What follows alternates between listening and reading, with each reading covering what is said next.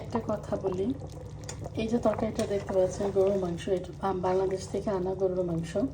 এটা রান্না করলে যেমন ফ্লেভার বের হয় বা যে কালার বের হয়, আমাদের এখানে যেই মাংসটা পাওয়া যায় এটা ধারে কাছেও যায় না। কারণ এখানে শুধুমাত্র সলিড মাংসটাই পাওয়া যায়, কোনো হাড় পাওয়া যায় না।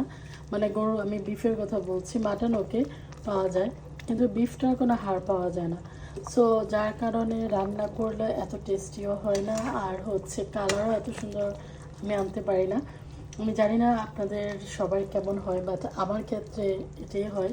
বাংলাদেশের মাছটা রান্না করলে যেরকম ফ্লেভার হয় বা খেতে যেরকম মজা হয়, এখানেটা এত হয় না।